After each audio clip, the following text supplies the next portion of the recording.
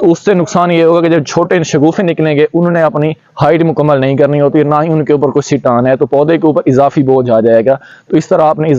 اپنے پودے کو اضافی بوجھ سے بچانے کے لیے نائٹروجنی کھادوں کا استعمال بند کر دینا ہے۔ اب ایک اور سوال پیدا یہ ہوتا ہے، بسم اللہ الرحمن الرحیم، السلام علیکم۔ اچھا کاشتکار بھائیو، آج آپ لوگوں کے ساتھ ایک میں نے مسئلہ ڈسکس کرنا تھا،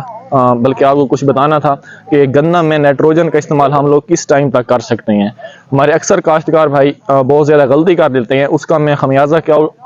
بھگتنا پڑتا ہے کہ ہماری جو گندم ہے وہ گر جاتی ہے۔ ایک تو ہوتا ہے کہ طوفان آتا ہے یا پھر تیز بارش آتی ہے، اس کے ساتھ آندھی آتی ہے، ہماری گندم گر جاتی ہے، لیکن بعض اوقات اکثر ہمارے کاشتکار بھائیوں کے ساتھ ایک ایسا مسئلہ درپیش آ رہا ہوتا ہے کہ ہم نے پانی لگاتے ہیں جس سے ہماری گوب کی حالت میں گندم ہوتی ہے، پھر سیٹا نکال رہی ہوتی ہے، ہم نے پانی لگاتے ہیں اور شام ٹائم جس ٹائم دیکھتے ہیں ہماری جو گندم ہے وہ گر رہی ہوتی ہے۔ تو اس کی کیا وجوہات ہوتی ہے، تو آپ کو چھوٹے چھوٹے یہ میں آپ کو ٹپس بتا رہا ہوں، اگر آپ لوگ اس کے عمل کریں گے تو آپ کو کافی زیادہ اس سے فائدہ حاصل ہوگا۔ وہ یہ ہے کہ ایک تو آپ نے جس ٹائم آپ کی گندم کو آپ نے دوسرا پانی لگا دینا ہے، اس ٹائم نائٹروجنی کھادوں کا جتنے بھی نائٹروجنی کھادیں ہیں آپ نے اس کا استعمال بند کر دینا ہے۔ مین کے یہاں پر یہ ہمارا جنوبی پنجاب ہے، اگر میں لیا بکھر میاں والی اس علاقے کی بات کروں ملتان کی، تو یہاں پر ہم لوگ کم از کم 15 سے 20 دن بعد ہم لوگ پانی لگا رہے ہوتے ہیں۔ تو اگر ہم لوگ 60 دن بعد دوسرا پانی لگاتے ہیں تو 60 دن کے بعد ہم نے دوسرا پانی لگا کر جو اس کی نائٹروجنی کھادیں ہیں ان کا استعمال ختم کر دینا ہے۔ اگر اس کے بعد ہم لوگ استعمال کریں گے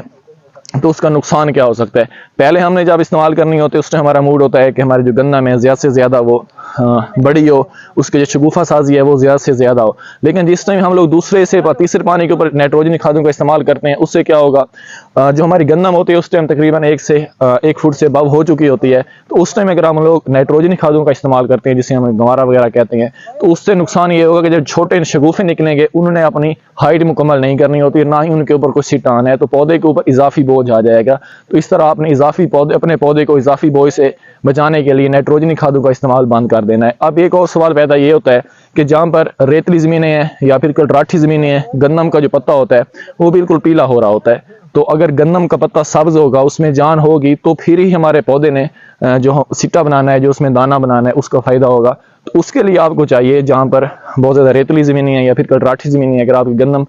پتے پیلا کر رہی ہے، ہائٹ بھی نہیں کر رہی، تو پھر آپ تیسرے اور چوتھے پانی تک اس کے اوپر نائٹروجنی کھادوں کا استعمال کر رہے ہیں۔ اب ایک اور سوال یہ پیدا ہوتا ہے کہ نائٹروجنی کھادوں میں کون سی استعمال کرنی چاہیے، اس ٹائم پتے کا کلر چینج کرنے کے لیے اور پتے کو اچھا رکھنے کے لیے پھر اگر آپ لوگ کیلشیم امونیم نائٹریٹ کا استعمال کرتے ہیں تو اس کے بھی بہت زیادہ فوائد ہیں۔ تو مین کے جہاں اگر آپ لوگ ریتلی زمین پر گندم کاشت کر رہے ہیں یا پھر کلراٹھی وغیرہ زمین پر استعمال کر رہے ہیں تو پھر آپ لوگوں کو کوشش چاہیے اگر تیسرے چوتھے پانی پر کچھ حد تک کیلشیم امونیم نائٹریٹ کا استعمال کر سکتے ہیں تاکہ آپ کی گندم ہے اس کا کلر بھی اچھا رہے اور جس کے اوپر جو سٹا بنے گا وہ بھی اچھا بنے گا۔ تو اس ویڈیو سے ریلیٹڈ اگر آپ کا کوئی بھی سوال ہے تو لازمی شیئر کیجیے گا۔ انشاءاللہ ملاقات ہوتی ہے بہت جلد ایک نئی ویڈیو کے ساتھ، اجازت دیجیے، اللہ حافظ۔